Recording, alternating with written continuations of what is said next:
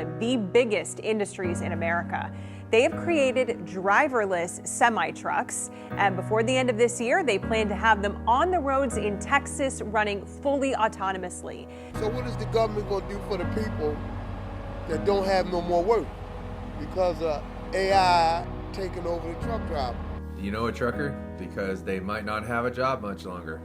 Driverless trucks just started operating in Texas. As you guys already know, automation is transforming society. However, humans are still needed to work in very repetitive blue-collar jobs, particularly trucking. However, as automation continues to evolve, there is a lot of speculation about the future of truck driving. In fact, there's speculation that at least 40% of all jobs will be displaced by AI. 40% of jobs in the world will be displaced by technology? I would say displaceable. What does that do to the fabric of society?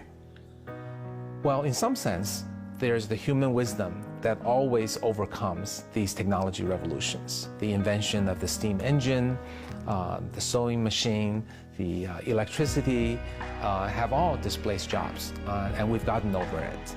The challenge of AI is this 40%, whether it's 15 or 25 years, is coming faster than the previous revolution. In fact, there's even a website called willrobotstakemyjob.com in which you can actually type in your profession and look up the likelihood of your job being replaced. If you type in truck driving, you'll see that there's a 63% chance of trucking being completely automated and replaced by robots. Now, it appears that trucking is at very, very high risk. However, there is some optimism.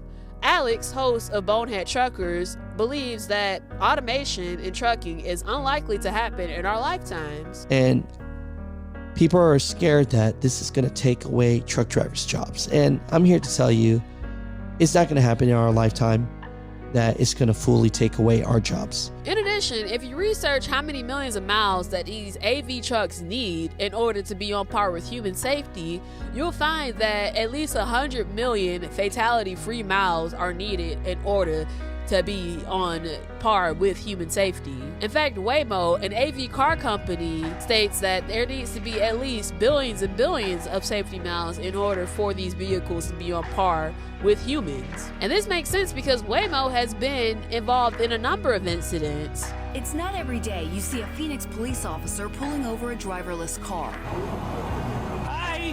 But that's what happened June 19th after the officer observed a Waymo going haywire in traffic. Waymo is issuing its first recall after 2 crashes in their driverless vehicles that happened here in Phoenix. The self-driving car company is blaming its software.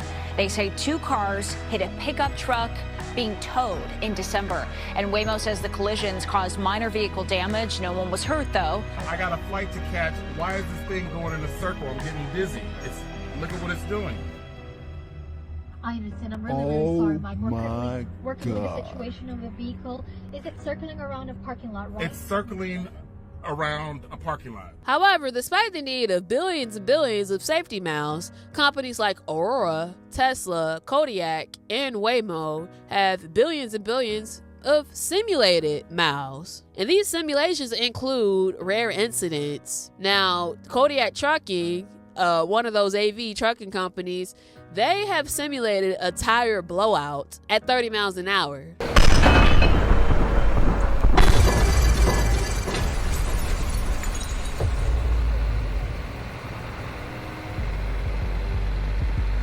So as you guys can see, that was the video, and yes, they simulated a tire blowout at 30 miles an hour when usually they occur at 60 miles an hour, 70 miles an hour, and rightfully so. That video was met with a lot of criticism and skeptics in the comment section. However, Kodiak is very adamant on revolutionizing the trucking industry.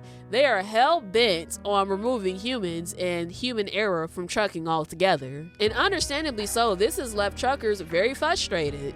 So I seen on the news that the first semi-truck without a driver was supposed to drop this year, but they have postponed it until next year. Like, bro, that's the least of y'all problems that y'all want to do is add a semi-truck on the road without a driver behind it. They doing everything but wanting to pay people their money just to do the job that they went to school for. Literally trying to automate everything. It just doesn't make sense, man. And you know what? I agree. Trucking companies will do any and everything but pay their drivers more. However, they have a lot of arguments for these autonomous vehicles.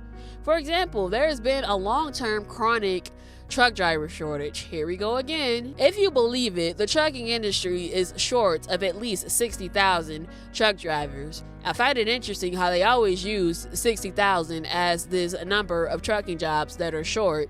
Meanwhile, there is definitely a parking shortage at these truck stops, and there is a B1, B2 visa program that trucking companies can take advantage of.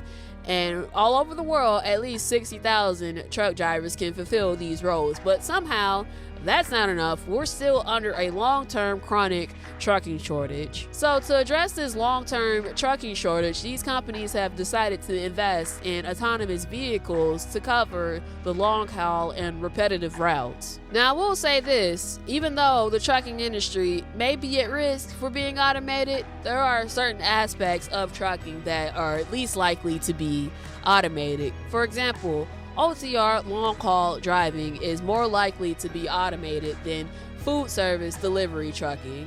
So as for the long-haul trucking, that's where a company like Aurora comes in. Aurora. I don't think I'm pronouncing that right. I'm sorry if I'm butchering that. But Aurora is a trucking company that specializes in making commercial deliveries using driverless trucks. This week, the company completed 1,200 miles along the I-45 corridor between Houston and Dallas, Texas. Now, despite delivering 1,200 miles of freight successfully, there needs to be billions and billions of miles in order for these trucks to be on par with human safety. But remember, guys, they have billions and billions and billions of simulated miles, so I'm sure that the Aurora trucks are much more suited than the human truck drivers. But hey, AV trucks, they don't get tired, they don't get fatigued, they don't need 401k matching, they don't need health, dental, vision insurance, they don't need none of that. And on top of that, they can run 24/7. They don't even need to abide by an ELD mandate. Instead, the truck drivers that get displaced by these AV trucks that may be coming after long-haul truck driving may want to look into other parts of trucking that are least likely to get automated. However, with morale at an all-time low, despite, there not being anything positive of people losing their jobs, I don't think so, there are some buster truckers that are complicit in their own downfall. Hirshbach Motor Lines is a company that specializes in refrigerated freight. The CEO, Robert Stocking, who is ironically on the advisory board of Aurora Trucking, decided to convince a group of buster truckers to shield for the company in this commercial. Take a look. It's got better visibility than we do as humans. Its turns were so on point. Like I was looking over in the driver's side mirror as it was doing its turns. Perfect turns. I mean, used up the entire lane, kept it as wide as you possibly could. I was impressed by that because not a lot of drivers do that. It avoided a piece of wood in the road. There was a car that was broke down on the side of the road, so it moved over. It slowed down and then moved over. But it was really cool, and it did everything. Stop signs, turn signals, the whole 9 yards. And I was like, I wish they'd teach other drivers to do that. I have no problem. I feel more safe with this on the road than I do from human driving. So yes, guys, you saw that and you heard that. These truck drivers trust these driverless semi-trucks over humans. You cannot make this up. But I do have a few questions for Aurora and Hirshbach.